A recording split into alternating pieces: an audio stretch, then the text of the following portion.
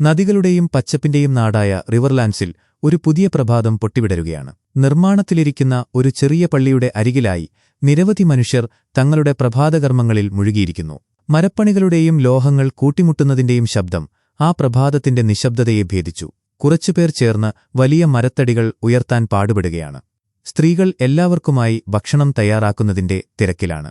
അവിടെ ആ പള്ളിയുടെ ചട്ടക്കൂടിന് താഴെയായി ജനങ്ങളെ നയിക്കുന്ന ബ്രദർ റേ നിൽപ്പുണ്ടായിരുന്നു. ആളുകളെ പ്രോത്സാഹിപ്പിച്ചുകൊണ്ട് അയാൾ അവർക്കിടയിലൂടെ നടന്നു. തന്റെ അനുയായികൾക്കൊപ്പം ചേർന്ന് അയാൾ മരത്തടികൾ ഉയർത്താൻ സഹായിച്ചു. ആ കൂട്ടത്തിൽ ഒരാൾ മാത്രം അല്പം വ്യത്യസ്തനായിരുന്നു. 4 പേർ ചേർന്നെടുക്കുന്ന വലിയ മരത്തടികൾ അയാൾ ഒറ്റയ്ക്ക് തന്റെ തോളിലേറ്റി നടന്നുവന്നു. പള്ളിയുടെ ചട്ടക്കൂടിനു മുന്നിലായി ആ ഭാരമേറിയ തടി അയാൾ നിലത്തേക്കിട്ടു. വിയർപ്പുകണങ്ങൾ അവന്റെ നെറ്റിയിലൂടെ ഊർന്നു വീഴുന്നുണ്ടായിരുന്നു. കിതച്ചുകൊണ്ട് അയാൾ വിശാലമായ ആ ഭൂപ്രകൃതിയിലേക്ക് നോക്കി നിന്നു. അത് സാൻഡർ ക്ലീഗേനായിരുന്നു, ഒരുകാലത്ത് എല്ലാവരും ഭയപ്പെട്ടിരുന്ന സാക്ഷാൽ ഹൗണ്ട്. അല്പസമയത്തിനു ശേഷം ക്യാമ്പിന്റെ അതിർത്തിയിൽ സാൻഡർ വലിയൊരു കോടാലി ഉപയോഗിച്ച് മരത്തടികൾ വെട്ടിമുറിക്കുകയായിരുന്നു.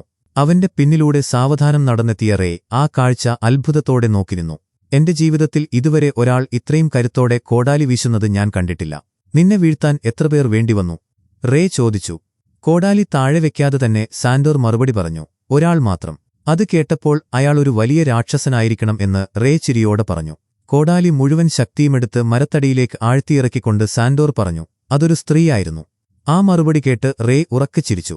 അയാൾ അവിടെ നിന്നും തിരിഞ്ഞു നടന്നപ്പോഴും സാൻഡർ വീണ്ടും കോടാലി വീശാൻ തുടങ്ങിയിരുന്നു. ഭക്ഷണം കഴിക്കാനായി പള്ളിയുടെ ചട്ടക്കൂടിന് താഴെയുള്ള മണി മുഴങ്ങി. എല്ലാവരും പണി നിർത്തിവച്ച് ഭക്ഷണശാലയ്ക്ക് അടുത്തേക്ക് വന്നു. സ്ത്രീകളെല്ലാവർക്കും ഭക്ഷണം വിളമ്പിക്കൊടുത്തു. എല്ലാവരും ഒരുമിച്ചിരുന്ന് ഭക്ഷണം കഴിക്കുമ്പോൾ ആൾക്കൂട്ടത്തിൽ നിന്നും മാറി ഒറ്റയ്ക്കൊരു പാറപ്പുറത്തിരുന്ന് ഭക്ഷണം കഴിക്കുകയായിരുന്നു സാൻഡോർ. അവന് കുടിക്കാനുള്ള വെള്ളവുമായി റേ അവിടേക്ക് വന്നു. ആ പാത്രം അവന് നേരെ നീട്ടിക്കൊണ്ട് റേ പറഞ്ഞു, ഇവിടുത്തെ ചിലർക്ക് നിന്നെ ഭയമാണെന്ന് തോന്നുന്നു. അതിൽ തനിക്ക് യാതൊരു അതിശയവുമില്ലെന്നും താൻ അതിനോട് പൊരുത്തപ്പെട്ടു കഴിഞ്ഞുവെന്നും സാൻഡർ മറുപടി പറഞ്ഞു. പാത്രത്തിലെ വെള്ളം മുഴുവൻ ഒറ്റവലിക്ക് കുടിച്ചു തീർത്ത അവനെ നോക്കി റേ തന്റെ ഓർമ്മകൾ പങ്കുവച്ചു. ദിവസങ്ങൾക്ക് മുൻപ് അവനെ ആദ്യം കണ്ടെത്തുമ്പോൾ അവൻ മരിച്ചുവെന്നാണ് താൻ കരുതിയതെന്ന് റേ പറഞ്ഞു. ശരീരത്തിൽ പുഴുക്കൾ അരിച്ചിറങ്ങുകയും കാൽമുട്ടിലെ എല്ലുകൾ പുറത്തേക്ക് തള്ളിനിൽക്കുകയും ചെയ്യുന്ന ആ ഭയാനകമായ അവസ്ഥയിൽ അവൻ എങ്ങനെയോ ചുമച്ചു. അന്ന് അവനെ വണ്ടിയിൽ കയറ്റുമ്പോഴും അവൻ വൈകാതെ മരിക്കുമെന്ന് താൻ കരുതിയതായി റേ പറഞ്ഞു. പിന്നെയും നീ എങ്ങനെ പിടിച്ചുനിന്നു? റേ ചോദിച്ചു. ശൂന്യതയിലേക്ക് നോക്കിക്കൊണ്ട് വളരെ പെട്ടെന്ന് സാൻഡോർ പറഞ്ഞു, വെറുപ്പ്. എന്നാൽ അതല്ല കാര്യമെന്നും ദൈവങ്ങൾക്ക് അവനെക്കൊണ്ട് ഇനിയും ചില ആവശ്യങ്ങൾ ബാക്കിയുണ്ടെന്നും റേ ഓർമ്മിപ്പിച്ചു. താൻ ഇതിനു മുൻപും ഇതൊക്കെ കേട്ടിട്ടുണ്ടെന്ന് സാൻഡർ പരിഹസിച്ചു. ദൈവങ്ങളെക്കുറിച്ച് തനിക്ക് വലിയ ധാരണയില്ലെങ്കിലും നമ്മളെക്കാൾ വലിയ എന്തോ ഒന്ന് ഈ ലോകത്തുണ്ടെന്നും അവർക്ക് സാൻഡോറിനുവേണ്ടി ചില പദ്ധതികളുണ്ടെന്നും റേ ഉറപ്പിച്ചു പറഞ്ഞു. താൻ മുൻപ് ആരായിരുന്നുവെന്നും താൻ ചെയ്ത ക്രൂരതകൾ എന്തൊക്കെയാണെന്നും ആർക്കും അറിയില്ലെന്ന് സാൻഡർ പറഞ്ഞപ്പോൾ താൻ കഥകൾ കേട്ടിട്ടുണ്ടെന്ന് റേ മറുപടി നൽകി. ദൈവങ്ങൾ യഥാർത്ഥത്തിലുണ്ടെങ്കിൽ അവർ എന്തുകൊണ്ട് തന്നെ ശിക്ഷിച്ചില്ല എന്ന് സാൻഡർ ചോദിച്ചു. അവർ നിന്നെ ശിക്ഷിച്ചു കഴിഞ്ഞുവെന്ന് ശാന്തമായി പറഞ്ഞുകൊണ്ട് റേ അവിടെ നിന്നും നടന്നുപോയി. സാൻഡോർ വീണ്ടും ആ വിശാലമായ മൈതാനത്തേക്ക് കണ്ണുകൾ നട്ടു. അതേസമയം കിങ്സ് ലാൻഡിംഗിലെ ഗ്രേറ്റ് സെപ്റ്റ് ഓഫ് ബെയ്ലോറിന്റെ പ്രാർത്ഥനാമുറിയിൽ അതികഠിനമായ തണുപ്പനുഭവപ്പെട്ടിരുന്നു. അവിടെ സ്വർണ്ണകിരീടം ധരിച്ചുകൊണ്ട് മാർജറി 7 ദൈവങ്ങളുടെ പുസ്തകം വായിക്കുകയായിരുന്നു. അവിടേക്ക് ഹൈസ്പാരോ കടന്നുവന്നു. അവർ എന്താണ് വായിക്കുന്നതെന്ന് അദ്ദേഹം ചോദിച്ചു. അമ്മയുടെ പുസ്തകത്തിലെ 3-ാം അധ്യായം 12-ാം വചനമാണെന്ന് മാർജറി പറഞ്ഞു. വെള്ളം കല്ലുകളുടെ മൂർച്ച കുറയ്ക്കുന്നതുപോലെ ഒരു സ്ത്രീയുടെ സ്നേഹം പുരുഷന്റെ മൃഗീയ സ്വഭാവത്തെ ശാന്തമാക്കുന്നു എന്ന ആ വരികൾ അവർ പരസ്പരം ചർച്ച ചെയ്തു. താൻ ഇത്രയും കാലം പാവപ്പെട്ടവരെ സ്നേഹിക്കുന്നതായി നടിക്കുകയായിരുന്നുവെന്നും യഥാർത്ഥത്തിൽ അവർ തനിക്ക് വെറുപ്പാണ് ഉണ്ടാക്കിയിരുന്നതെന്നും മാർജറി ഏറ്റുപറഞ്ഞു. പാവപ്പെട്ടവർ എന്നത് നമ്മുടെ തന്നെ യഥാർത്ഥ മുഖമാണെന്നും വിലകൂടിയ വസ്ത്രങ്ങളും സുഗന്ധദ്രവ്യങ്ങളും ഇല്ലാതായാൽ നമ്മൾ അവരെപ്പോലെ തന്നെ ആയിരിക്കുമെന്നും ഹൈസ്പാരോ ഓർമ്മിപ്പിച്ചു. തുടർന്ന് അദ്ദേഹം രാജാവിനെക്കുറിച്ചും അവരുടെ ദാമ്പത്യ ജീവിതത്തെക്കുറിച്ചും സംസാരിച്ചു. രാജാവിന് ഒരു അവകാശി ഉണ്ടാകേണ്ടത് അത്യാവശ്യമാണെന്നും അതിനായി മാർജറി തന്റെ കടമകൾ ചെയ്യണമെന്നും അദ്ദേഹം കർശനമായി പറഞ്ഞു. തന്റെ മനസ്സിലെ പഴയ ആഗ്രഹങ്ങൾ ഇപ്പോൾ ഇല്ലാതായിരിക്കുന്നുവെന്ന് അവർ പറഞ്ഞെങ്കിലും സ്ത്രീയുടെ ആഗ്രഹങ്ങളല്ല, ക്ഷമയാണ് അവിടെ ആവശ്യമെന്ന് അദ്ദേഹം മറുപടി നൽകി. മാർജറിയുടെ മാറ്റത്തിൽ തനിക്ക് സന്തോഷമുണ്ടെന്നും എന്നാൽ അവരുടെ മുത്തശ്ശി ഇപ്പോഴും പഴയ വഴിയിൽ തന്നെയാണെന്നും ഹൈസ്പാരോ പറഞ്ഞു. അവർ പുതിയ വഴിയിലേക്ക് വന്നില്ലെങ്കിൽ അവരുടെ ശരീരത്തിനും ആത്മാവിനും അത് ആപത്തായിരിക്കുമെന്ന ഒരു ഒളിഞ്ഞ ഭീഷണി കൂടി മുഴക്കിയാണ് അദ്ദേഹം അവിടെ നിന്നും പോയത്. റെഡ് കീപ്പിലെ വലിയൊരു മുറിയിൽ മാർജറിയും അവരുടെ മുത്തശ്ശി ഒലെന്നായും ഒരു മേശയ്ക്ക് ഇരുവശത്തുമായി ഇരിക്കുകയായിരുന്നു. കുറച്ചകലെയായി യാതൊരു ഭാവവ്യത്യാസവുമില്ലാതെ സെപ്തയുണെല്ല അവരെ തന്നെ നോക്കി നിൽപ്പുണ്ടായിരുന്നു. ആ കാവൽക്കാരിയെ കണ്ടപ്പോൾ ഒലെന്നയ്ക്ക് കടുത്ത ദേഷ്യം വന്നു. തനിക്ക് കൊച്ചുമകളോട് ഒറ്റയ്ക്ക് സംസാരിക്കണമെന്ന് അവർ ആവശ്യപ്പെട്ടു. എന്നാൽ സെപ്റ്റ യുനെല്ല തന്റെ യഥാർത്ഥ സുഹൃത്താണെന്ന് മാർജറി പറഞ്ഞു. ഇത് കേട്ട് സഹിക്കാൻ കഴിയാതെ ഒലന്ന എഴുന്നേറ്റു നിന്നു. അവർ മാർജറിയുടെ കൈപിടിച്ച് ബാൽക്കണിയിലുള്ള മറ്റൊരു മേശയ്ക്കരികിലേക്ക് കൊണ്ടുപോയി. എന്നാൽ സെപ്റ്റ യുനെല്ല അവരെ അവിടെയും പിന്തുടർന്നു. താൻ ഒന്നു വിരൽ ഞൊടിച്ചാൽ തന്റെ കാവൽക്കാർ വന്ന് അവളെ അടിച്ചു താഴെയിടുമെന്ന് ഒലന്ന ഭീഷണിപ്പെടുത്തി. എന്നാൽ മാർജറി അവരെ ശാന്തയാക്കാൻ ശ്രമിച്ചു. തന്നോട് സൈന്യത്തെ കൊണ്ടുവന്ന മുത്തശ്ശിയോട് തിരികെ പോകാനാണ് മാർജറി ആവശ്യപ്പെട്ടത്. സഹോദരനായ ലോറാസിന്റെ കാര്യങ്ങളോർത്ത് വേദനിക്കുന്ന മുത്തശ്ശിയോട് അവൻ തന്റെ തെറ്റുകൾ ഏറ്റുപറഞ്ഞ് ശിക്ഷ അനുഭവിച്ചാൽ പിന്നീട് അവന് ഒരു സ്വതന്ത്ര മനുഷ്യനായി ജീവിക്കാമെന്ന് മാർജറി പറഞ്ഞു. എന്നാൽ ഹൈഗാർഡന്റെ അവകാശിയായ അവനെ ഒരു ഭ്രാന്തനാക്കാൻ താൻ സമ്മതിക്കില്ലെന്ന് ഒലന്ന ഉറപ്പിച്ചു പറഞ്ഞു. മാർജറി ഉടൻ തന്നെ മുത്തശ്ശിയുടെ മുന്നിൽ മുട്ടുകുത്തി നിന്നു. എന്നിട്ട് ആരും കാണാതെ ഒരു ചെറിയ കടലാസുകഷണം ഒലന്നായുടെ കൈകളിലേക്ക് വെച്ചുകൊടുത്തു. അവരുടെ കണ്ണുകൾ പരസ്പരം സംസാരിക്കുന്നുണ്ടായിരുന്നു. മുത്തശ്ശി എത്രയും പെട്ടെന്ന് ഹൈഗാർഡനിലേക്ക് മടങ്ങിപ്പോകണമെന്നും ദൈവത്തിൽ വിശ്വസിക്കണമെന്നും മാർജറി പറഞ്ഞു. വിതുമ്പൽ അടക്കിപ്പിടിച്ചുകൊണ്ട് അവർ പരസ്പരം ആലിംഗനം ചെയ്തു. തന്റെ കൈയിലെ ആ കടലാസുകഷണം തുറന്നുനോക്കി. അതിൽ മനോഹരമായ ഒരു റോസാപ്പൂവ് വരച്ചിട്ടുണ്ടായിരുന്നു.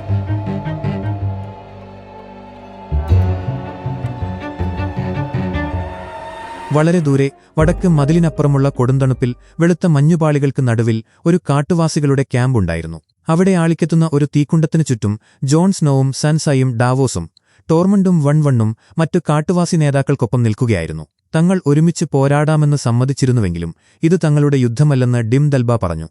എന്നാൽ ജോൺ സ്നോ ഇല്ലായിരുന്നെങ്കിൽ തങ്ങളെല്ലാവരും ഇപ്പോൾ മരിച്ചവരുടെ സൈന്യത്തിലാകുമായിരുന്നുവെന്ന് ടോർമണ്ട് അവരെ ഓർമ്മിപ്പിച്ചു. മാൻസിന്റെ വലിയ സൈന്യം ഇപ്പോൾ എത്ര ചുരുങ്ങിപ്പോയെന്നും ഈ യുദ്ധത്തിൽ കൂടി തോറ്റാൽ തങ്ങളുടെ വംശം തന്നെ ഇല്ലാതാകുമെന്നും ഡിം ദൽബ ആശങ്കപ്പെട്ടു.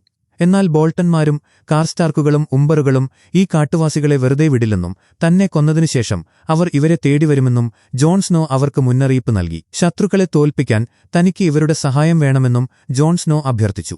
തെക്കൻ ദേശക്കാർ ആരും സഹായിക്കാതിരുന്ന സമയത്ത് തങ്ങൾക്കുവേണ്ടി സംസാരിക്കുകയും സ്വന്തം ജീവൻ നൽകുകയും ചെയ്ത അവനുവേണ്ടി പോരാടിയില്ലെങ്കിൽ തങ്ങൾ ഭീരുക്കളായി മാറുമെന്ന് ടോർമണ്ട് ശക്തമായി വാദിച്ചു. അപ്പോൾ ഭീമാകാരനായ വുൺ എഴുന്നേറ്റുനിന്നു. സ്നോ, അവൻ വലിയ ശബ്ദത്തിൽ പറഞ്ഞു. അത് കേട്ടതോടെ ഡിം ദൽബ മുന്നോട്ടുവന്ന് ജോൺ സ്നോന് തന്റെ കൈ നൽകി. കാട്ടുവാസികൾ ഒപ്പമുണ്ടാകുമെന്ന് അവൻ ഉറപ്പു നൽകി. അവർ വാക്കുപാലിക്കുമോ എന്ന് ജോൺ സ്നോ ചോദിച്ചു. തങ്ങൾ തെക്കൻ ദേശക്കാരെപ്പോലെ തന്ത്രശാലികളല്ലെന്നും ഒരു കാര്യം ചെയ്യുമെന്ന് പറഞ്ഞാൽ അത് ചെയ്തിരിക്കുമെന്നും ടോമുണ്ട് മറുപടി പറഞ്ഞു. ആ വാക്കുകൾ കേട്ടപ്പോൾ ജോൺ സ്നോന് വലിയൊരാശ്വാസം തോന്നി. കിങ്സ് ലാൻഡിംഗിൽ ഒലന്ന തന്റെ മുറിയിലിരുന്ന് എന്തോ എഴുതുകയായിരുന്നു. അവിടേക്ക് സേർസി കടന്നുവന്നു. അവരുടെ പിന്നിലായി ഭീമാകാരനായ ഗ്രെഗോർ നിൽപ്പുണ്ടായിരുന്നു. ഒലന്ന നഗരം വിട്ടുപോകുന്നതിനെക്കുറിച്ച് സേർസി സംസാരിച്ചു തുടങ്ങി. തന്റെ കൊച്ചുമകൻ തടവറയിലായതിനും ആ നഗരം മുഴുവൻ ഹൈസ്പാരോന്റെ നിയന്ത്രണത്തിലായതിനും ഒരേയൊരു കാരണം സേർസിയുടെ മണ്ടത്തരങ്ങളാണെന്ന് ഒലന്ന തുറന്നടിച്ചു. തനിക്ക് വലിയൊരു അബദ്ധം പറ്റിയെന്നും അത് താൻ ദിവസവും ഓർക്കുന്നുണ്ടെന്നും സേർസി സമ്മതിച്ചു. നമ്മൾ ഒരുമിച്ച് നിന്നാൽ മാത്രമേ ഈ ഭ്രാന്തന്മാരെ തോൽപ്പിക്കാൻ കഴിയൂവെന്ന് സേർസി പറഞ്ഞു. എന്നാൽ ലോകത്തിൽ താൻ കണ്ടിട്ടുള്ളതിൽ വെച്ച് ഏറ്റവും ക്രൂരയായ സ്ത്രീ സേർസിയാണെന്നും തന്റെ കൊച്ചുമക്കളെ അറസ്റ്റ് ചെയ്തപ്പോൾ സേർസി കാണിച്ച ആ ചിരി താൻ ഒരിക്കലും മറക്കില്ലെന്ന് ഒലന്ന ദേഷ്യത്തോടെ പറഞ്ഞു. തനിക്ക് തന്റെ മകനോടുള്ള സ്നേഹം മാത്രമാണ് സത്യമെന്നും അവനെ സംരക്ഷിക്കേണ്ടതുണ്ടെന്നും സേർസി പറഞ്ഞു. ഈ ശപിക്കപ്പെട്ട നഗരത്തിൽ നിന്നും താൻ എത്രയും വേഗം പോകുകയാണെന്നും ബുദ്ധിയുണ്ടെങ്കിൽ സേർസിയും ഇവിടെ നിന്നും രക്ഷപ്പെടുന്നതാണ് നല്ലതെന്നും ഒലന്ന ഓർമ്മിപ്പിച്ചു. നിനക്കിപ്പോൾ ആരുടെയും പിന്തുണയില്ലെന്നും സഹോദരനും കുടുംബവും ജനങ്ങളും നിന്നെ വെറുക്കുന്നുവെന്നും ഒലന്ന പരിഹസിച്ചു. ആയിരക്കണക്കിന് ശത്രുക്കൾക്ക് നടുവിൽ ഒറ്റപ്പെട്ട നീ ഇതിനകം തന്നെ തോറ്റുകഴിഞ്ഞുവെന്ന് പറഞ്ഞുകൊണ്ട് ഒലന്ന വീണ്ടും എഴുത്തിലേക്ക് തിരിഞ്ഞു. നിരാശയോടെ സേർസി അവിടെ നിന്നും മടങ്ങി. റിവറണിന്റെ അതിർത്തികളിൽ ചെളിനിറഞ്ഞ മൈതാനങ്ങളിലൂടെ ഒരു വലിയ ലാനിസ്റ്റർ സൈന്യം മുന്നേറുകയായിരുന്നു. കുതിരപ്പുറത്തിരുന്ന് ജൈമയും ബ്രോണും ആ പ്രദേശം വീക്ഷിച്ചു. നദിക്കരയിലുള്ള ഫ്രെയ്മാരുടെ ക്യാമ്പ് കണ്ടപ്പോൾ ബ്രോണിന് ചിരിവന്നു. കിടങ്ങുകൾ കുഴിക്കാൻ പോലുമറിയാത്ത അവരുടെ കോമാളിത്തത്തെ അവൻ പരിഹസിച്ചു. അവിടെ തടവിലാക്കപ്പെട്ട എഡ്മറിന്റെ കഴുത്തില് ഒരു കുരുക്കിട്ട് വച്ചിട്ടുണ്ടായിരുന്നു. ലോത്തറും ബ്ലാക്ക് വാൾഡറും ചേർന്ന് കോട്ടയുടെ മുകളിലേക്ക് നോക്കി ഭീഷണി മുഴക്കി. കോട്ടയുടെ മുകളിൽ ബ്രിന്തൻ ടുള്ളി അഥവാ ബ്ലാക്ക് ഫിഷ് യാതൊരു ഭാവവ്യത്യാസവുമില്ലാതെ താഴേക്ക് നോക്കിനിൽപ്പുണ്ടായിരുന്നു. കോട്ട വിട്ടുനൽകിയില്ലെങ്കിൽ എഡ്മറിന്റെ കഴുത്തറുക്കുമെന്ന് ബ്ലാക്ക് വാൾഡർ ഭീഷണിപ്പെടുത്തി. എന്നാൽ വേണമെങ്കിൽ അങ്ങനെ ചെയ്തോളാൻ ബ്രിന്തൻ തണുത്ത സ്വരത്തിൽ പറഞ്ഞു. അത് കേട്ട് അമ്പരന്ന ഫ്രെയ്മാർ കത്തി താഴെയിട്ടു. ആ സമയത്ത് അവിടേക്കെത്തിയ ജൈമെ അവിടെയുള്ള സകല നിയന്ത്രണങ്ങളും ഏറ്റെടുത്തു. തന്നോട് തർക്കിക്കാൻ വന്ന ബ്ലാക്ക് വാൾഡറിന്റെ മുഖത്ത് തന്റെ സ്വർണ്ണക്കൈകൊണ്ട് ജൈമെ ആഞ്ഞടിച്ചു. താൻ രാജാവിന്റെ നിർദ്ദേശപ്രകാരമാണ് വന്നിരിക്കുന്നതെന്നും ഇനിമുതൽ ഈ യുദ്ധം തന്റെ നിയന്ത്രണത്തിലായിരിക്കുമെന്നും ജൈമെ പ്രഖ്യാപിച്ചു. എഡ്മോറിനെ കുളിപ്പിച്ച് ഭക്ഷണം നൽകാൻ അവൻ ഉത്തരവിട്ടു. ബ്ലാക്ക് ഫിഷുമായി സംസാരിക്കാൻ തനിക്കൊരു കൂടിക്കാഴ്ച വേണമെന്നും ജൈമെ പറഞ്ഞു. ബെയർ ഐലൻഡിലെ മനോഹരമായ കോട്ടയിൽ വെള്ളച്ചാട്ടങ്ങളുടെ ശബ്ദം പ്രതിധ്വനിക്കുന്നുണ്ടായിരുന്നു. അവിടെ ഒരു വലിയ കസേരയിൽ ലിയാന മോർമണ്ട് എന്ന ചെറിയ പെൺകുട്ടി ഇരിപ്പുണ്ടായിരുന്നു. അവിടേക്ക് ജോൺ സ്നോവും സൻസായും ഡാവോസും കടന്നുവന്നു. വളരെ തന്ത്രപരമായി അവർ സംസാരിക്കാൻ തുടങ്ങി. എന്നാൽ യാതൊരു മുഖവുരയുമില്ലാതെ കാര്യം പറയാൻ ലെന്ന അവരോടാവശ്യപ്പെട്ടു. വടക്കൻ ദേശത്തെ രാജാവായി തങ്ങൾ സ്റ്റാർക്കുകളെ മാത്രമേ അംഗീകരിക്കുന്നുള്ളൂ എന്ന് അവർ പണ്ടെഴുതിയ കത്ത് ജോൺ സ്നോ ഓർമ്മിപ്പിച്ചു. ബോൾട്ടന്മാരെ തോൽപ്പിക്കാൻ തങ്ങൾക്ക് സൈന്യത്തെ വേണമെന്ന് അവൻ അഭ്യർത്ഥിച്ചു. എന്നാൽ മറ്റാരുടെയോ യുദ്ധത്തിന് തന്റെ ആളുകളുടെ ജീവൻ ബലികൊടുക്കാൻ കഴിയില്ലെന്ന് ലെന്ന തീർത്തു പറഞ്ഞു. അപ്പോൾ ഡാവോസ് മുന്നോട്ടു വന്നു. പണ്ട് താനൊരു കള്ളക്കടത്തുകാരനായിരുന്നുവെന്നും ഇപ്പോൾ ഈ വലിയ യുദ്ധത്തിന്റെ ഭാഗമായെന്നും അയാൾ പറഞ്ഞു. ഈ യുദ്ധം ജീവിച്ചിരിക്കുന്നവരും മരിച്ചവരും തമ്മിലാണെന്നും മരിച്ചവർ വന്നുകൊണ്ടിരിക്കുകയാണെന്നും ഡാവോസ് അവരെ ബോധ്യപ്പെടുത്തി. ബോൾട്ടന്മാർ വിന്റർഫെല്ലിൽ ഉള്ളിടത്തോളം കാലം വടക്കൻ ദേശത്തിന് ഒരിക്കലും മരിച്ചവരെ നേരിടാൻ കഴിയില്ലെന്ന് അയാൾ പറഞ്ഞു. ആ വാക്കുകൾ ലിയാനയുടെ മനസ്സിൽ തറച്ചു. തങ്ങൾ സ്റ്റാർക്കുകൾക്ക് നൽകിയ വാക്ക് ലംഘിക്കില്ലെന്ന് അവർ പ്രഖ്യാപിച്ചു. എത്ര സൈനികരെ നൽകാൻ കഴിയുമെന്ന് ജോൺ സ്നോ ചോദിച്ചു. 62, ലിയാന പറഞ്ഞു. എണ്ണം കുറവാണെങ്കിലും തങ്ങളുടെ ഓരോ സൈനികനും 10 പേർക്ക് തുല്യമാണെന്ന് ആ പെൺകുട്ടി അഭിമാനത്തോടെ പറഞ്ഞു. അവർ ആ ചെറിയ സൈന്യവുമായി മടങ്ങാൻ തീരുമാനിച്ചു. റിവർ റണ്ണിലെ കോട്ടയുടെ മുന്നിലുള്ള മരപ്പാലം താഴേക്ക് പതിച്ചു. അവിടെ ജൈമയും ബ്രിന്ദൻ ടുള്ളിയും മുഖാമുഖം നിന്നു. രാജാവിന്റെ നിർദ്ദേശപ്രകാരം കോട്ട വിട്ടുനൽകാൻ ജൈമെ ആവശ്യപ്പെട്ടു. എന്നാൽ ഇത് തന്റെ വീടാണെന്നും താനിവിടെ ജനിച്ചതുപോലെ ഇവിടെത്തന്നെ മരിക്കാൻ തയ്യാറാണെന്നും ബ്രിന്ദൻ പറഞ്ഞു. വർഷങ്ങളോളം പിടിച്ചു നിൽക്കാനുള്ള ഭക്ഷണം തങ്ങളുടെ പക്കലുണ്ടെന്നും അയാൾ ഓർമ്മിപ്പിച്ചു. സമാധാനത്തിന്റെ വാക്കുകൾക്ക് അവിടെ യാതൊരു വിലയുമുണ്ടായിരുന്നില്ല. നിരാശയോടെ ജൈമെ തിരികെ നടന്നു. ഡീപ്വുഡ് മോട്ടിലെ കൊട്ടാരത്തിൽ ജോൺ സ്നോവും സൻസായും റോബർട്ട് ഗ്ലവറിനോട് സഹായം അഭ്യർത്ഥിച്ചു. എന്നാൽ ബോൾട്ടന്മാരുടെ സഹായത്തോടെയാണ് തങ്ങൾ ഈ കോട്ട തിരികെ പിടിച്ചതെന്നും ഇനി അവർക്കെതിരെ യുദ്ധം ചെയ്യാൻ കഴിയില്ലെന്നും അയാൾ പറഞ്ഞു. കാട്ടുവാസികൾ അടങ്ങുന്ന ഒരു സൈന്യത്തിന്റെ കൂടെ ചേർന്ന് യുദ്ധം ചെയ്യാൻ തന്റെ അഭിമാനം അനുവദിക്കില്ലെന്നും അയാൾ തീർത്തു പറഞ്ഞു. സ്റ്റാർക്കുകളോടുള്ള പഴയ കൂറ് സൻസ ഓർമ്മിപ്പിച്ചെങ്കിലും തങ്ങൾക്ക് ആവശ്യമുള്ളപ്പോൾ സ്റ്റാർക്കുകൾ എവിടെയായിരുന്നുവെന്ന് അയാൾ ദേഷ്യത്തോടെ ചോദിച്ചു. നിരാശയോടെ അവർ അവിടെ നിന്നും മടങ്ങി. വൊളാന്റിസിലെ വലിയ പാലത്തിനരികിലുള്ള ഉൾക്കടലിൽ ഹൌസ് ഗ്രേ ജോയുടെ മുദ്ര പതിപ്പിച്ച നിരവധി കപ്പലുകൾ നങ്കൂരമിട്ടിരുന്നു. ആ പാലത്തിൽ നിന്നും ആളുകളുടെ സംസാരവും ചിരിയും വിദൂരത്തേക്ക് മുഴങ്ങിക്കേട്ടു. അവിടെയുള്ള ഒരു വലിയ മദ്യശാലയിൽ എങ്ങും വലിയ ശബ്ദവും ദുർഗന്ധവുമായിരുന്നു. ഇരുമ്പ് ദ്വീപുകളിൽ നിന്നുള്ള നിരവധി ആളുകൾ അവിടെ വേശ്യകൾക്കൊപ്പം സമയം ചിലവഴിക്കുകയായിരുന്നു. എന്നാൽ ആ ആൾക്കൂട്ടത്തിൽ നിന്നും മാറി ഒരു മേശയ്ക്കരികിൽ പൂർണ്ണമായും തകർന്ന മനസ്സോടെ തിയോൺ ഒറ്റയ്ക്കിരിപ്പുണ്ടായിരുന്നു. അവന്റെ കണ്ണുകളിൽ ഭയവും ശൂന്യതയും മാത്രമായിരുന്നു. അവിടേക്കൊരു വേശ്യയോടൊപ്പം യാര കടന്നുവന്നു. അവൾ ആ സ്ത്രീയുമായി ദീർഘനേരം ചുംബിക്കുന്നത് യാതൊരു ഭാവവ്യത്യാസവുമില്ലാതെ അവഗണിച്ചുകൊണ്ട് തിയോൺ മറ്റൊരു വശത്തേക്ക് നോക്കിയിരുന്നു. നമ്മൾ എന്തിനാണിവിടേക്ക് വന്നത് എന്ന് ദയനീയമായി തിയോൺ ചോദിച്ചു. നമ്മളിൽ ചിലർക്ക് ഇപ്പോഴും ഇതൊക്കെ ഇഷ്ടമാണെന്നും കുറഞ്ഞത് ഒരു ഗ്ലാസ് മദ്യമെങ്കിലും കുടിക്കാനും യാര അവനോട് പറഞ്ഞു. ഒരു നെടുവീർപ്പോടെ യാര തന്റെ കൂടെയുണ്ടായിരുന്ന സ്ത്രീയോട് കുറച്ചുനേരത്തേക്ക് മാറി നിൽക്കാൻ പറഞ്ഞു. ആ സ്ത്രീ ചിരിച്ചുകൊണ്ട് അവിടെ നിന്നും പോയതിനുശേഷം യാര ഒരു ഗ്ലാസ് മദ്യവുമായി അവന്റെ അടുത്തേക്ക് നീങ്ങിയിരുന്നു. ഇരുമ്പ് ദ്വീപുകളിൽ ഇത്രയും സുന്ദരികളായ സ്ത്രീകളില്ലെന്നും ഇതൊന്നും ഇപ്പോൾ നിനക്ക് താൽപ്പര്യമില്ലേ എന്നും അവൾ അവനോട് ചോദിച്ചു. വേദനയോടെ മുഖം ചുളിച്ച തിയോണിനോട് അവൾക്ക് സഹതാപം തോന്നി. താനിനി അത് പറഞ്ഞ് കളിയാക്കില്ലെന്നും തന്റെ അനിയനെ താൻ ഒരിക്കലും വേദനിപ്പിക്കില്ലെന്നും അവൾ സ്നേഹത്തോടെ പറഞ്ഞു. അമ്മാവൻ യൂറോൺ തങ്ങളെ വേട്ടയാടുന്നുണ്ടെന്ന് നിനക്ക് തോന്നുന്നുണ്ടോ എന്ന് പേടിയോടെ തിയൻ ചോദിച്ചു. നമ്മൾ ജീവിച്ചിരിക്കുന്നിടത്തോളം കാലം നമ്മൾ അവർക്കൊരു ഭീഷണിയാണെന്നും തീർച്ചയായും അയാൾ നമ്മളെ വേട്ടയാടുമെന്നും അവൾ മറുപടി പറഞ്ഞു. അയാൾ നമ്മളെ കണ്ടുപിടിക്കുമെന്ന് വിറയ്ക്കുന്ന ശബ്ദത്തിൽ തിയോൺ പറഞ്ഞു. ഇതൊരു വലിയ ലോകമാണെന്നും നമ്മുടെ പക്കൽ വേഗത്തിൽ സഞ്ചരിക്കുന്ന കപ്പലുകളുണ്ടെന്നും പറഞ്ഞുകൊണ്ട് അവൾ വീണ്ടും അവനെക്കൊണ്ട് നിർബന്ധിച്ച് മദ്യം കുടിപ്പിക്കാൻ ശ്രമിച്ചു. ഇത് മുഴുവൻ കുടിച്ചു തീർക്കാനും അവൾ കർശനമായി പറഞ്ഞു. അവൻ ഭയത്തോടെ ആ ഗ്ലാസിൽ നിന്നും അല്പം മദ്യം കുടിച്ചു. മുഴുവനും കുടിക്കാൻ അവൾ വീണ്ടും ആജ്ഞാപിച്ചു. അവൻ കുറച്ചുകൂടി മദ്യം കുടിച്ചു തീർത്തു. നീ ഇരുമ്പ് ദ്വീപുകാരനായ തിയനാണെന്നും കുറച്ചു വർഷങ്ങളായി നീ വലിയ ദുരന്തങ്ങളിലൂടെയാണ് കടന്നുപോയതെന്ന് തനിക്കറിയാമെന്നും അവൾ അവനെ ഓർമ്മിപ്പിച്ചു. എന്നാൽ ഒരു പേടിച്ചരണ്ട നായയെപ്പോലെ നീ ചുരുണ്ടുകൂടിയിരിക്കുന്നത് കാണാൻ തനിക്കിനി വയ്യെന്നും അതുകൊണ്ട് ആ മദ്യം മുഴുവൻ കുടിക്കാനും അവൾ വീണ്ടും ആവശ്യപ്പെട്ടു. അവൻ ആ ഗ്ലാസിലെ മദ്യം മുഴുവൻ ഒറ്റവലിക്ക് കുടിച്ചു തീർത്തു. തനിക്കിപ്പോൾ യഥാർത്ഥ തിയോൺ ഗ്രേജോയെയാണ് ആവശ്യമെന്നും ഈ ഭയന്നു വിറയ്ക്കുന്ന രൂപത്തെ അല്ലെന്നും പറഞ്ഞ അവൾ പഴയ ആ ധീരനായ സഹോദരനെ തിരികെ കൊണ്ടുവരാൻ കഴിയുമോ എന്ന് ചോദിച്ചു. അവൻ വീണ്ടും ആഴത്തിൽ മദ്യം കുടിച്ചു. നീ അവിടെ നിന്നും രക്ഷപ്പെട്ടുവെന്നും ഇനി ഒരിക്കലും അവിടേക്ക് തിരികെ പോകില്ലെന്നും നിനക്കുവേണ്ടി നമ്മൾ പ്രതികാരം ചെയ്യുമെന്നും യാര അവന് ഉറപ്പു നൽകി. തനിക്ക് നീതി ലഭിച്ചാൽ തന്റെ കരിഞ്ഞ ശരീരം വിന്റർഫെല്ലിന്റെ കോട്ടവാതിൽക്കൽ തൂങ്ങിക്കിടക്കുകയായിരിക്കുമെന്ന് അവൻ നിരാശയോടെ പറഞ്ഞു. എങ്കിൽ നീതി വേണ്ടെന്നും നമുക്ക് പകരം ചോദിക്കാമെന്നും പറഞ്ഞുകൊണ്ട് അവൾ വീണ്ടും മദ്യം നൽകി. ദീർഘമായി ശ്വാസമെടുത്ത് അവൾ അവന്റെ അടുത്തേക്ക് നീങ്ങിയിരുന്നു. നിന്റെ മനസ്സ് പൂർണ്ണമായും തകർന്നുപോയെങ്കിൽ, ഇനിയൊരു തിരിച്ചുവരവില്ലെങ്കിൽ, ഒരു കത്തിയെടുത്ത് സ്വന്തം കൈത്തണ്ട മുറിച്ച് ഈ ജീവിതം അവസാനിപ്പിച്ചോളാൻ അവൾ ദേഷ്യത്തോടെ പറഞ്ഞു. അതല്ല, നീ ജീവിക്കാൻ തീരുമാനിച്ചെങ്കിൽ എനിക്ക് നിന്നെ ആവശ്യമുണ്ടെന്നും അവൾ കൂട്ടിച്ചേർത്തു. നമ്മളിനി മീറീനിലേക്ക് പോകുകയാണെന്നും അവിടെയുള്ള ഡ്രാഗൺ രാജ്ഞിയുമായി ഒരു സഖ്യമുണ്ടാക്കി നമ്മുടെ ഇരുമ്പ് ദ്വീപുകൾ തിരികെ പിടിക്കുമെന്നും അവൾ തന്റെ വലിയ പദ്ധതി അവനോട് വിശദീകരിച്ചു. യാര തന്റെ കൈകൾ തിയോണിന്റെ കഴുത്തിനു പിന്നിൽ ചേർത്തുപിടിച്ചു. നീ യഥാർത്ഥത്തിൽ എന്റെ കൂടെയുണ്ടോ എന്ന് അവൾ വളരെ ഗൗരവത്തോടെ ചോദിച്ചു. വളരെ പതുക്കെ തലയുയർത്തി അവൻ അവളുടെ കണ്ണുകളിലേക്ക് നോക്കി. അവന്റെ ഉള്ളിലെ ഭയം പതിയെ മാറുന്നതുപോലെ തോന്നി. ആ പഴയ പോരാളിയുടെ ഒരു ചെറിയ തിളക്കം ആ കണ്ണുകളിൽ ഉണ്ടായിരുന്നു. അവൻ സമ്മതഭാവത്തിൽ തലകുലുക്കി. അവൾ സന്തോഷത്തോടെ അവന്റെ നെറ്റിയിൽ ചുംബിച്ചു.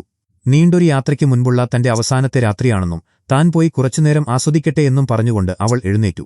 വടക്കൻ ദേശത്തെ കൊടുന്തണുപ്പും മഞ്ഞും നിറഞ്ഞ കാടുകളിൽ സ്റ്റാർക്കുകളുടെ ക്യാമ്പിലൂടെ ജോൺ സ്നോവും സൺസായും ഡാവോസും കുതിരപ്പുറത്ത് സഞ്ചരിക്കുകയായിരുന്നു. വിന്റർഫെല്ലിലേക്കുള്ള യാത്രാമധ്യേ സ്റ്റാനിസ് തന്റെ സൈന്യത്തോടൊപ്പം ക്യാമ്പ് ചെയ്തിരുന്നത് ഇവിടെയായിരുന്നുവെന്ന് ചുറ്റും നോക്കിക്കൊണ്ട് ഡാവോസ് പറഞ്ഞു. അതൊരു നല്ല കാര്യമാണോ എന്ന് സൻസ ചോദിച്ചു. വെസ്റ്ററോസിലെ ഏറ്റവും മികച്ച യുദ്ധതന്ത്രജ്ഞനായിരുന്നു സ്റ്റാനിസ് എന്നും അയാൾ വെറുതെയല്ല ഈ സ്ഥലം തിരഞ്ഞെടുത്തതെന്നും ഡാവോസ് മറുപടി പറഞ്ഞു. ചുറ്റുമുള്ള വലിയ മലകൾ ശത്രുക്കളിൽ നിന്നുള്ള ഒരു സ്വാഭാവിക സംരക്ഷണമാണെന്നും കുതിരകൾക്ക് കുടിക്കാൻ താഴെ ഒരു അരുവിയുണ്ടെന്നും അയാൾ കൂട്ടിച്ചേർത്തു. സമയം വൈകും മുൻപ് എത്രയും വേഗം വിന്റർഫെല്ലിലേക്ക് നീങ്ങണമെന്ന് ജോൺ സ്നോ പറഞ്ഞു. അവർ കുതിരപ്പുറത്തുനിന്നും താഴെ ഇറങ്ങി ഒരുമിച്ച് നടക്കാൻ തുടങ്ങി. 2000 കാട്ടുവാസികൾ, 200 ഹോൺവുഡുകൾ, 143 മസിനുകൾ എന്നിങ്ങനെ തങ്ങളുടെ സൈനികരുടെ എണ്ണം ഡാവോസ് കണക്കുകൂട്ടി പറഞ്ഞു. ഒപ്പം 62 മോർമോണ്ടുകൾ കൂടിയുണ്ടെന്ന് സാൻസായും ഓർമ്മിപ്പിച്ചു. നമ്മൾ ആഗ്രഹിച്ചത്രയും ആളുകളില്ലെങ്കിലും ബുദ്ധിപരമായി നീങ്ങിയാൽ നമുക്കിപ്പോഴും ജയിക്കാൻ അവസരമുണ്ടെന്ന് ഡാവോസ് അവർക്ക് ആത്മവിശ്വാസം നൽകി. പെട്ടെന്ന് ക്യാമ്പിൽ 2 സൈനികർ തമ്മിൽ വലിയൊരു സംഘർഷം നടക്കുന്നത് ഡാവോസിന്റെ ശ്രദ്ധയിൽപ്പെട്ടു. ദേഷ്യത്തോടെ അയാൾ അവരെ തടയാനായി അവിടേക്ക് പോയി. ജോൺ സ്നോവും സാൻസായും അയാൾ പോകുന്നതും നോക്കി അവിടെ നിന്നു. 10 വയസ്സുകാരിയായ ഒരു പെൺകുട്ടിയിൽ നിന്നും വെറും 62 ആളുകളെ സംഘടിപ്പിച്ചതുകൊണ്ടാണോ അയാളിപ്പോൾ നിങ്ങളുടെ ഏറ്റവും വിശ്വസ്തനായ ഉപദേശകനായത് എന്ന് സാൻസ പരിഹാസത്തോടെ ജോൺ സ്നോനോട് ചോദിച്ചു. ഡാവോസ് കാരണമാണ് താനിപ്പോൾ ജീവനോടെ നിന്റെ മുന്നിൽ നിൽക്കുന്നതെന്നും അയാൾ വർഷങ്ങളോളം സ്റ്റാനിസിനെ സേവിച്ച ആളാണെന്നും ജോൺ സ്നോ അവനെ ന്യായീകരിച്ചു. ബ്ലാക്ക്വാട്ടർ യുദ്ധത്തിൽ തോൽക്കുകയും സ്വന്തം സഹോദരനെ കൊലപ്പെടുത്തുകയും അവസാനം സ്വന്തം തലപോലും നഷ്ടപ്പെടുകയും ചെയ്ത അതേ സ്റ്റാനിസിനെ അല്ലേ എന്ന് സാൻസ വീണ്ടും ചോദിച്ചു. അവൾ നടത്തം അവസാനിപ്പിച്ച് അവിടെ നിന്നു. ജോൺ സ്നോ കുറച്ചുകൂടി മുന്നോട്ട് നടന്ന ശേഷം അവൾക്ക് നേരെ തിരിഞ്ഞുനിന്നു. ഈ സൈന്യത്തെ മാത്രം വെച്ച് നമുക്ക് യുദ്ധം ജയിക്കാൻ കഴിയില്ലെന്നും നമുക്ക് ഇനിയും കൂടുതൽ ആളുകളെ വേണമെന്നും സാൻസ വളരെ ഗൗരവത്തോടെ പറഞ്ഞു. എന്നാൽ അതിന് ഇനി സമയമില്ലെന്ന് ജോൺ സ്നോ തീർത്തു പറഞ്ഞു. കാസിൽ സെർവിനിലേക്ക് പോയാൽ അവിടെയുള്ള പ്രഭു നമ്മളെ സഹായിക്കുമെന്ന് തനിക്കറിയാമെന്ന് അവൾ വീണ്ടും നിർബന്ധിച്ചു. നമ്മുടെ പക്കൽ ഇപ്പോഴുള്ള സൈന്യത്തെ വെച്ച് നമ്മൾ യുദ്ധം ചെയ്യുമെന്ന് അവൻ വളരെ കർശനമായി പറഞ്ഞു. ആ സമയത്ത് ഡാവോസ് ആ സൈനികരുടെ ഇടയിൽ കയറി അവരെ പിടിച്ചുമാറ്റാൻ ശ്രമിക്കുകയായിരുന്നു. ഇതൊന്നും ശ്രദ്ധിക്കാതെ ജോൺ സ്നോ അവിടെ നിന്നും നടന്നുപോയി. ഇതിനിടയിൽ ബെയർ ഐലൻഡിലെ ഒരു മെയ്സ്റ്റർ കുറച്ച് കാക്കകളെ അടച്ചിരിക്കുന്ന കൂടുകളുമായി നിൽക്കുന്നത് സാൻസ കണ്ടു. അതവളുടെ മനസ്സിൽ ഒരു പുതിയ ആശയമുണ്ടാക്കി. ആരുമറിയാതെ അവൾ തന്റെ കൂടാരത്തിലേക്ക് പോയി. അവിടെയിരുന്ന് വളരെ ശ്രദ്ധയോടെ അവൾ ഒരു കത്തെഴുതി. അതിൽ തന്റെ പേരെഴുതി ഒപ്പിട്ട ശേഷം ചൂടായ മെഴുകു വീഴ്ത്തി അതിനു മുകളിൽ സ്റ്റാർക്ക് കുടുംബത്തിന്റെ ഡയർവുൾഫ് മുദ്ര അവൾ പതിപ്പിച്ചു. ആ കത്ത് ഒന്നുകൂടി വായിച്ചു നോക്കിയ അവൾ വലിയൊരു തീരുമാനമെടുത്തതുപോലെ ശൂന്യതയിലേക്ക് നോക്കിയിരുന്നു. നദികളുടെയും പച്ചപ്പിന്റെയും നാടായ റിവർലാൻഡ്സിലെ ക്യാമ്പിൽ ഒരു വലിയ മൈതാനത്ത് ബ്രദർ റേയുടെ അനുയായികൾ വട്ടത്തിൽ കൂടുനിൽപ്പുണ്ടായിരുന്നു. അതിന്റെ നടുവിലായി നിന്നുകൊണ്ട് റേ ജനങ്ങളോട് തന്റെ പഴയകാല അനുഭവങ്ങൾ സംസാരിക്കുകയായിരുന്നു. കൂട്ടത്തിൽ ഏറ്റവും പുറകിലായി എല്ലാവരേക്കാളും ഉയരത്തിൽ സാൻഡർ അവിടെ നിൽപ്പുണ്ടായിരുന്നു. താൻ പണ്ടൊരു സൈനികനായിരുന്നുവെന്നും തന്റെ മേലധികാരികൾ താനൊരു ധീരനാണെന്ന് കരുതിയിരുന്നതായും റേ പറഞ്ഞു തുടങ്ങി. എന്നാൽ താൻ സത്യത്തിൽ ഒരു ഭീരുവായിരുന്നു. യുദ്ധക്കളത്തിൽ നിന്നും താൻ ഒരിക്കലും ഓടിമാറിയിട്ടില്ല. കാരണം താനൊരു ഭീരുവാണെന്ന് തന്റെ സുഹൃത്തുക്കൾ അറിയുമോ എന്ന ഭയം മാത്രമായിരുന്നു അതിനു കാരണം. ആരും എന്തുത്തരവിട്ടാലും തങ്ങൾ അതനുസരിച്ചിരുന്നു. ആ ഗ്രാമം കത്തിക്കാൻ പറഞ്ഞാൽ തങ്ങൾ കത്തിച്ചു. കൃഷിക്കാരുടെ വിളകൾ മോഷ്ടിക്കാൻ പറഞ്ഞാൽ തങ്ങൾ മോഷ്ടിച്ചു. തങ്ങൾക്കെതിരെ ആയുധമെടുക്കാതിരിക്കാൻ ചെറുപ്പക്കാരെ കൊന്നൊടുക്കാൻ പറഞ്ഞപ്പോൾ അതൊരു കൊലപാതകമാണെന്ന് പോലും ചിന്തിക്കാതെ തങ്ങൾ അവരെ കൊന്നുതള്ളി. അയാളുടെ അനുയായികളെല്ലാം എഴുന്നേറ്റുനിന്നു. ബ്രദർഹുഡിലെ അംഗങ്ങളായ ഫ്ലിൻ, മോർഗൻ, ലെം എന്നിവരായിരുന്നു അത്. 7 ദൈവങ്ങൾ നിങ്ങളെ രക്ഷിക്കട്ടെ എന്ന് പറഞ്ഞുകൊണ്ട് റേ അവരെ സ്വാഗതം ചെയ്തു. നിങ്ങൾക്ക് തങ്ങളെ എങ്ങനെ സഹായിക്കാൻ കഴിയുമെന്ന് അയാൾ ചോദിച്ചു. നിങ്ങളിവിടെ എന്താണ് ചെയ്യുന്നതെന്ന ലെമ്മിന്റെ ചോദ്യത്തിന് തങ്ങൾ ജീവിതത്തെക്കുറിച്ച് സംസാരിക്കുകയാണെന്ന് റേ മറുപടി നൽകി. തങ്ങൾ ജനങ്ങളെ സംരക്ഷിക്കുന്നവരാണെന്ന് ലെം അഹങ്കാരത്തോടെ പറഞ്ഞു. എന്നാൽ ആരിൽ നിന്നാണ് നിങ്ങൾ തങ്ങളെ സംരക്ഷിക്കുന്നതെന്ന് വളരെ ശാന്തമായി റേ ചോദിച്ചു. ഈ ക്യാമ്പിൽ കുതിരകളോ സ്വർണമോ ആയുധങ്ങളോ ഉണ്ടോ എന്ന് ലെം തിരക്കി. തങ്ങളുടെ പക്കൽ ഒന്നുമില്ലെന്ന് റേ ഉറപ്പിച്ചു പറഞ്ഞു. എങ്കിൽ ഭക്ഷണം നൽകാനും ജനങ്ങളെ സംരക്ഷിക്കുന്നത് നല്ല വിശപ്പുള്ള പണിയാണെന്നും ലെം പരിഹസിച്ചു. അത് ശരിയാണെന്ന് സമ്മതിച്ച റേ അവർക്ക് വേണമെങ്കിൽ രാത്രി ഭക്ഷണത്തിനായി അവിടെ നിൽക്കാമെന്നും എന്നാൽ തങ്ങളുടെ ആളുകൾക്ക് തന്നെ ഭക്ഷണം തികയാറില്ലെന്നും പറഞ്ഞു. ഇരുട്ട് നിറഞ്ഞതും ഭയാനകവുമാണ് ഈ രാത്രിയെന്ന് ഒരു ഒളിഞ്ഞ ഭീഷണിയോടെ പറഞ്ഞുകൊണ്ട് ലെം അവിടെ നിന്നും മടങ്ങി. ആ 3 പേരും കുതിരപ്പുറത്തു പോകുന്നതും നോക്കി സാൻഡർ അവിടെ തന്നെ നിന്നു. കുറച്ചു കഴിഞ്ഞപ്പോൾ ക്യാമ്പിന്റെ അതിർത്തിയിൽ സാൻഡർ കോടാലി ഉപയോഗിച്ച് മരത്തടികൾ വെട്ടുകയായിരുന്നു. അവിടേക്ക് നടന്നെത്തിയ റേയെ കണ്ടിട്ടും അവൻ കോടാലി താഴെ വെച്ചില്ല. 7 ദൈവങ്ങൾ നിങ്ങളെ രക്ഷിക്കട്ടെ എന്ന ആ വാക്കുകളെ അവൻ പരിഹസിച്ചു. താനൊരു പുരോഹിതനായതുകൊണ്ട് തനിക്കങ്ങനെ പറയാനേ കഴിയൂ എന്ന് റേ പറഞ്ഞു. എന്നാൽ അവർ നിന്റെ ആ 7 ദൈവങ്ങളിൽ വിശ്വസിക്കുന്നവരല്ലെന്നും അവർ റെഡ് ഗോഡിനെ ആരാധിക്കുന്ന ബ്രദർഹുഡ് സംഘമാണെന്നും സാൻഡർ മുന്നറിയിപ്പ് നൽകി. ആർക്കും ഇവിടേക്ക് വരാമെന്നും തങ്ങളുടെ പക്കൽ അവർക്ക് കൊടുക്കാനൊന്നുമില്ലെന്നും റേ നിസ്സാരമായി പറഞ്ഞു. പെട്ടെന്ന് മരം വെട്ടുന്നത് നിർത്തി സാൻഡർ അയാളെ നോക്കി. തീർച്ചയായും നിങ്ങളുടെ പക്കൽ അവർക്ക് വേണ്ടതുണ്ടെന്നും നിങ്ങളില്ലെന്ന് പറഞ്ഞാലും നിങ്ങളുടെ പക്കൽ ഭക്ഷണവും ആയുധങ്ങളുമുണ്ടെന്നും അവൻ ഓർമ്മിപ്പിച്ചു. എല്ലാത്തിനുമുപരി ഇവിടെ സ്ത്രീകളുമുണ്ടെന്ന് അവൻ വളരെ ഗൗരവത്തോടെ പറഞ്ഞു. താൻ എന്തു ചെയ്യണമെന്നാണ് നീ ആഗ്രഹിക്കുന്നതെന്നും അവരോട് യുദ്ധം ചെയ്ത് അവരെ കൊല്ലണമെന്നാണോ എന്നും റേ ചോദിച്ചു. ഇവിടെയുള്ളവർക്ക് യുദ്ധം ചെയ്യാൻ അറിയില്ലെന്നും അവരോട് യുദ്ധം ചെയ്യാൻ നീ മാത്രമേ ഉണ്ടാകൂ എന്നും അയാൾ കൂട്ടിച്ചേർത്തു. നിനക്ക് യുദ്ധം ചെയ്യാൻ അറിയാമല്ലോ എന്ന് സാൻഡർ ചോദിച്ചപ്പോൾ താൻ യുദ്ധം അവസാനിപ്പിച്ചുവെന്ന് റേ തീർത്തു പറഞ്ഞു. സ്വന്തം ജീവൻ രക്ഷിക്കാൻ വേണ്ടിയിട്ടാണെങ്കിലും യുദ്ധം ചെയ്യില്ലേ എന്ന് സാൻഡർ വീണ്ടും ചോദിച്ചു. അക്രമമെന്നത് ഒരു രോഗമാണെന്നും അത് കൂടുതൽ പേരിലേക്ക് പടർത്തിക്കൊണ്ടല്ല അതിന് ചികിത്സിക്കേണ്ടതെന്നും റേ മറുപടി നൽകി. എന്നാൽ മരിച്ചുകൊടുത്തുകൊണ്ടും ആ രോഗം മാറ്റാൻ കഴിയില്ലെന്ന് പറഞ്ഞുകൊണ്ട് സാൻഡർ വീണ്ടും കോടാലിയെടുത്ത് മരം വെട്ടാൻ തുടങ്ങി. ഇന്നത്തേക്ക് നീ ധാരാളം പണിയെടുത്തുവെന്നും രാത്രി ഭക്ഷണം കഴിക്കാൻ വരാമെന്നും പറഞ്ഞുകൊണ്ട് റേ അവിടെ നിന്നും നടന്നുപോയി. ബ്രാവോസിലെ തിരക്കേറിയ മാർക്കറ്റിലൂടെ പലതരം ആളുകൾ നടന്നുപോകുന്നുണ്ടായിരുന്നു. തന്റെ കൈകൾ പിന്നിൽ കെട്ടിക്കൊണ്ട് ആര്യ അവർക്കിടയിലൂടെ നടന്നു. അവിടെ ഒരു ചെറിയ മേശക്കരികിൽ സംസാരിച്ചിരുന്ന 2 പേരുടെ അടുത്തേക്ക് അവൾ ചെന്നു. ഇരുമ്പുദ്വീപുകാരുടെ കപ്പലുകൾ സ്ലേവേഴ്സ് ബേയിലുണ്ടെന്നും ആ ഭ്രാന്തന്മാരുടെ അടുത്തേക്ക് താനില്ലെന്നും അതിലൊരാൾ പറയുന്നുണ്ടായിരുന്നു. നീ വെസ്റ്ററോസിൽ നിന്നുള്ള ആളാണോ എന്ന് ആര്യ അവനോട് ചോദിച്ചു. നിനക്കെന്തിനാണെന്ന് അയാൾ ചോദിച്ചപ്പോൾ തനിക്ക് നാട്ടിലേക്ക് പോകാൻ ഒരു കപ്പൽ വേണമെന്ന് അവൾ പറഞ്ഞു. അവളെ അടിമുടി നോക്കിക്കൊണ്ട് അയാൾ പുച്ഛത്തോടെ ചിരിച്ചു. പെട്ടെന്ന് ആര്യ നാണയങ്ങൾ നിറച്ച ഒരു വലിയ സഞ്ചി ആ മേശപ്പുറത്തേക്ക് എറിഞ്ഞു. അതിൽ നിന്നും കുറച്ച് നാണയങ്ങൾ പുറത്തെടുത്ത അയാൾ നീ ഇത് എവിടെ നിന്നാണ് മോഷ്ടിച്ചതെന്ന് ചോദിച്ചു. അത് നീ അറിയേണ്ട കാര്യമില്ലെന്ന് അവൾ കർശനമായി പറഞ്ഞു. 2 ദിവസത്തിനുള്ളിൽ കപ്പൽ പുറപ്പെടുമെന്നും നിനക്ക് ഏറ്റവും താഴെ ഒരു സ്ഥലം തരാമെന്നും അയാൾ സമ്മതിച്ചു. അപ്പോൾ അവൾ നാണയങ്ങൾ നിറച്ച മറ്റൊരു സഞ്ചി കൂടി ആ മേശപ്പുറത്തേക്കിട്ടു. തനിക്കൊരു പ്രത്യേക ക്യാബിൻ വേണമെന്നും നാളെ സൂര്യോദയത്തിനു തന്നെ നമ്മൾ പുറപ്പെടണമെന്നും അവൾ ആജ്ഞാപിച്ചു. ആ മേശപ്പുറത്തുണ്ടായിരുന്ന ബാക്കി നാണയസഞ്ചികൾ കൂടി കയ്യിലെടുത്തുകൊണ്ട് അവൾ അവിടെ നിന്നും നടന്നുപോയി. നാളെ രാവിലെ കാണാമെന്ന് അവൾ വിളിച്ചു പറഞ്ഞു. ഒരു വലിയ പാലത്തിനു മുകളിലെത്തിയ അവൾ അവിടെ നിന്ന് ദൂരെയുള്ള ടൈറ്റന്റെ വലിയ പ്രതിമയിലേക്ക് നോക്കിനിന്നു. അപ്പോഴാണ് ഒരു വൃദ്ധയായ സ്ത്രീ അവളുടെ അടുത്തേക്ക് വന്നത്. പ്രിയപ്പെട്ട കുട്ടിയെന്ന് വിളിച്ച് ആ സ്ത്രീ അടുത്തേക്ക് വന്നതും പെട്ടെന്നൊരു വലിയ കത്തി പുറത്തെടുത്ത് ആര്യയുടെ വയറ്റിലേക്ക് ആഴത്തിൽ കുത്തിയിറക്കി. ആര്യയുടെ കഴുത്തിൽ മുറുകെ പിടിച്ചുകൊണ്ട് ആ സ്ത്രീ വീണ്ടും വീണ്ടും അവളുടെ വയറ്റിലേക്ക് കത്തി കുത്തിയിറക്കുകയും അത് ഉള്ളിലിട്ട് തിരിക്കുകയും ചെയ്തു. അതിനുശേഷം തന്റെ മുഖത്തെ ഉറവലിച്ചൂരുകയും അത് താൻ അന്വേഷിച്ചു നടന്ന വെയ്ഫാണെന്ന് ആര്യ തിരിച്ചറിയുകയും ചെയ്തു. തന്റെ സർവ്വശക്തിയുമെടുത്ത് ആര്യ അവളെ തലകൊണ്ട് ഇടിച്ചുമാറ്റി. രക്തം വാർന്നൊലിക്കുന്ന വയറുമായി ജീവൻ രക്ഷിക്കാൻ അവൾ അവിടെ നിന്നും മുന്നോട്ട് ഓടി. പാലത്തിന്റെ മുകളിൽ നിന്നും അവൾ താഴെയുള്ള നദിയിലേക്ക് ഒറ്റച്ചാട്ടം വെച്ചു. വലിയ ശബ്ദത്തോടെ അവൾ വെള്ളത്തിൽ പതിച്ചു. വെയ്ഫ് വേഗത്തിൽ പാലത്തിന്റെ അരികിലേക്ക് വന്ന് താഴേക്ക് നോക്കി. വെള്ളത്തിനു മുകളിൽ രക്തം കലർന്ന കുമിളകൾ ഉയർന്നുവരുന്നത് കണ്ട് അവൾ മരിച്ചുവെന്നുറപ്പിച്ച് വെയ്ഫ് അവിടെ നിന്നും നടന്നുപോയി. എന്നാൽ കുറച്ചുനേരത്തിനുശേഷം നദിയുടെ തീരത്ത് വെള്ളത്തിൽ നിന്നും ആര്യ ശ്വാസം കിട്ടാതെ പുറത്തുവന്നു. വളരെ പണിപ്പെട്ട് അവൾ അവിടെയുള്ള പടവുകളിലേക്ക് കയറിക്കിടന്നു. അവളുടെ വയറ്റിൽ നിന്നും അപ്പോഴും രക്തം വാർന്നൊലിക്കുന്നുണ്ടായിരുന്നു. ആ തിരക്കേറിയ നഗരത്തിലൂടെ വയറ്റിൽ കൈപിടിച്ചുകൊണ്ട് അവൾ വേച്ചുവേച്ചു നടന്നു. കൊടിയ വേദനയാൽ അവൾ വിറയ്ക്കുന്നുണ്ടായിരുന്നു. ചുറ്റുമുള്ള എല്ലാവരുടെയും മുഖത്തേക്ക് അവൾ നോക്കിയെങ്കിലും ആരും അവളെ സഹായിക്കാൻ വന്നില്ല. എല്ലാവരും യാതൊരു ഭാവവുമില്ലാതെ അവളെ നോക്കി നിൽക്കുക മാത്രമാണ് ചെയ്തത്. അവൾ ആ വലിയ നഗരത്തിൽ പൂർണ്ണമായും ഒറ്റപ്പെട്ടവളായി മാറി. അതേസമയം റിവർലാൻഡ്സിലെ ക്യാമ്പിന് പുറത്തുള്ള വലിയ കാട്ടിൽ സാൻഡോർ ഒരു വലിയ വാക്കത്തി ഉപയോഗിച്ച് മരച്ചില്ലകൾ വെട്ടിമാറ്റുകയായിരുന്നു.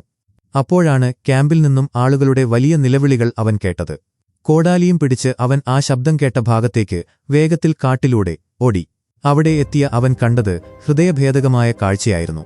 മൈതാനം മുഴുവൻ രക്തം തളം കെട്ടിക്കിടക്കുന്നു. റേയുടെ ക്യാമ്പിലെ എല്ലാവരും മൃഗീയമായി കൊല്ലപ്പെട്ടിരുന്നു. സ്ത്രീകളും കുട്ടികളും ഉൾപ്പെടെ എല്ലാവരുടെയും മൃതദേഹങ്ങൾ അവിടെ ചിതറിക്കിടപ്പുണ്ടായിരുന്നു. ആ മൃതദേഹങ്ങൾക്കിടയിലൂടെ അവൻ പതുക്കെ നടന്നു. അവനിലെ പഴയ പോരാളി വീണ്ടും ഉണരുന്നതുപോലെ തോന്നി. ആ പള്ളിയുടെ നിർമ്മാണത്തിലിരിക്കുന്ന ചട്ടക്കൂടിനടുത്തേക്ക് അവൻ നടന്നു ചെന്നു. അവിടെ മുകളിൽ നിന്നും ബ്രദർ റേയെ അവർ കഴുത്തിൽ കുരുക്കിട്ട് കെട്ടിത്തൂക്കിക്കൊന്നിരുന്നു. കാറ്റിലാടുന്ന ആ മൃതദേഹത്തിന് താഴെ നിന്നുകൊണ്ട് സാൻഡർ ഒരു ദീർഘനിശ്വാസം ഉതിർത്തു. അവിടെ എല്ലാത്തിനും ഒരു അവസാനമായിരിക്കുന്നു. മനുഷ്യനിലെ നന്മയെക്കുറിച്ച് സംസാരിച്ച ഒരാളുടെ ദാരുണമായ അന്ത്യം അവൻ നോക്കിനിന്നു. അവന്റെ കണ്ണുകളിൽ പഴയ ആ വെറുപ്പും അതികഠിനമായ പ്രതികാരദാഹവും വീണ്ടും ആളിക്കത്തി. അക്രമം ഒരു രോഗമാണെന്ന് പറഞ്ഞ റേയുടെ വാക്കുകൾ അവൻ മറന്നു. അടുത്തു കിടന്നിരുന്ന ഒരു വലിയ കോടാലി അവൻ കയ്യിലെടുത്തു. അവന്റെ മനസ്സിൽ ഇനി ഒരേയൊരു ലക്ഷ്യം മാത്രമേ ഉണ്ടായിരുന്നുള്ളൂ: ഈ കൊടുംക്രൂരത ചെയ്തവരോടുള്ള അടങ്ങാത്ത പ്രതികാരം. ഇനിയൊരു തിരിച്ചുപോക്കില്ലെന്ന് അവൻ ഉറപ്പായിരുന്നു. അവൻ നടക്കാൻ പോകുന്ന ആ പുതിയ യാത്രയിൽ രക്തം മാത്രമായിരിക്കും ബാക്കിയാകുക. ആ പഴയ ഹൗണ്ട് അവിടെ വീണ്ടും ജനിച്ചിരിക്കുന്നു. കോടാലിയും പിടിച്ച് ആ കൊലയാളികളെ തേടി അവൻ മുന്നോട്ട് നടന്നു. എപ്പിസോഡ് അവസാനിക്കുന്നു. ഗെയിം ഓഫ് ത്രോൺസിന്റെ ബാക്കി എപ്പിസോഡുകൾ മിസ്സാവാതിരിക്കാൻ ഇപ്പോൾ തന്നെ ചാനൽ സബ്സ്ക്രൈബ് ചെയ്യുക. Thank you so much.